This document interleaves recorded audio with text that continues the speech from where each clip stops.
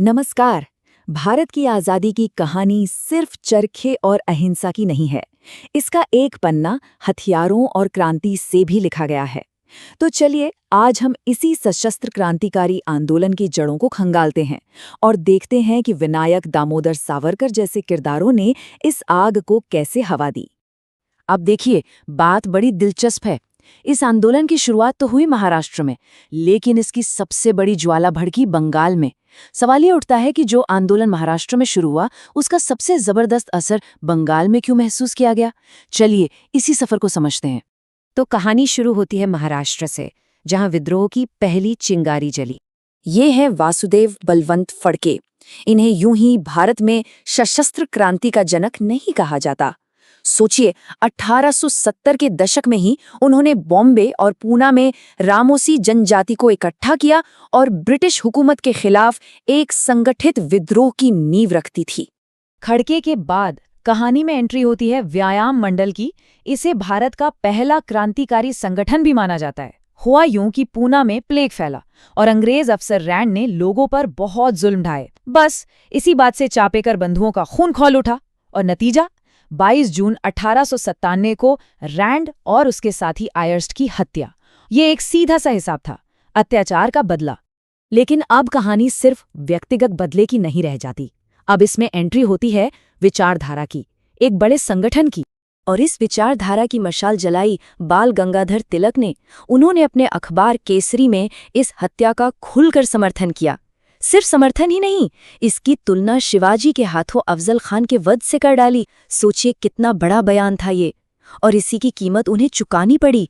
वो भारत के पहले राजनीतिक कैदी बने। और यही से कहानी में एंट्री होती है विनायक दामोदर सावरकर की।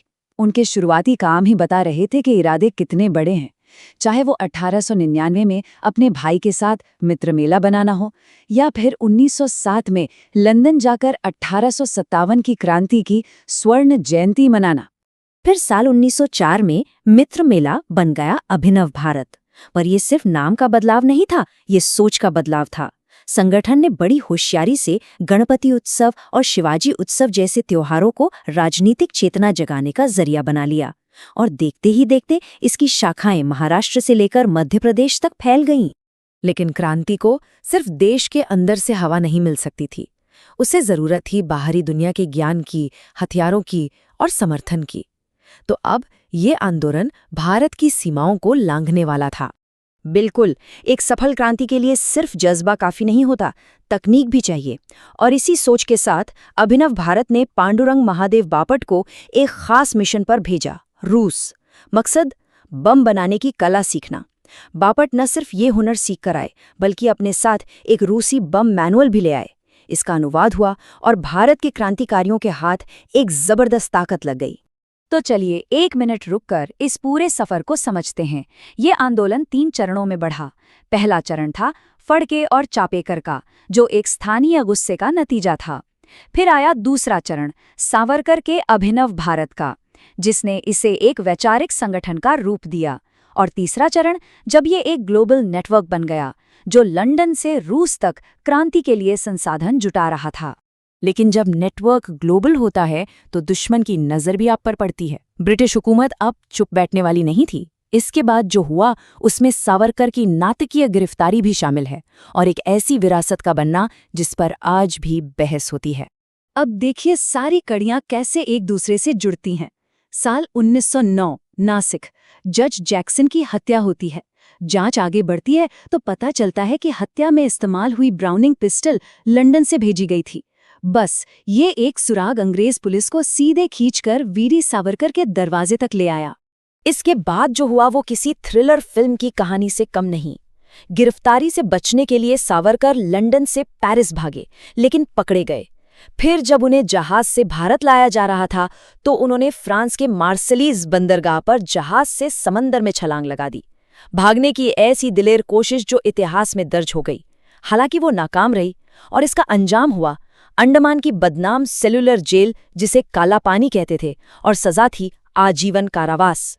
अंग्रेज सावरकर के शरीर को तो कैद कर पाए, लेकिन उनके विचारों को नहीं। जेल की चारदीवारी के अंदर भी उनकी कलम नहीं रुकी। 1857 का स्वातंत्र्य समर हो या हिंदुत्व, उनके लिखे शब्दों ने भारत की राजनीतिक और सामाजिक सोच पर एक बहुत गहरी छाप छोड़ी। जेल से रिहाई के बाद भी सावरकर का जीवन हमेशा चर्चा के केंद्र में रहा। वो हिंदू महासभा के अध्यक्ष बने, महात्मा गांधी की हत्या के मामले में उनका नाम आया, हालांकि वो बरी हो गए, और आखिर में 1966 में उन्होंने प्रायोपवेशन यानी अन्न जल त्याग कर अपने प्राण त्याग दिए। तो ये थी कहानी। अब वक्त है जो कुछ हमने जाना समझा उसे जरा परखने का। तो यहाँ कुछ सवाल हैं जिन पर गौर कीजिएगा। पहला, भारत के पहले क्रांतिकारी कौन थे? दूसरा, व्यायाम मंडल की स्थापना कब और कहाँ हुई? तीसरा, मित्र मेला का नाम अभिनव भारत कब रखा गया? चौथा, नासिक में जज जैक्सन की हत्या किसने की थी? और आखिरी सवाल, 1857 पर लिखी सावरकर की किताब पर लगे बैन को कैसे तोड़ा गया? इन सवालों पर सोचिएगा, इनके जवाबों पर हम अगली कड़ी में बात करेंगे। इतिहास के ऐसे ही और पन्नों को पलटने के लिए हमारे साथ बने रहें। देखने के लिए धन्यवाद।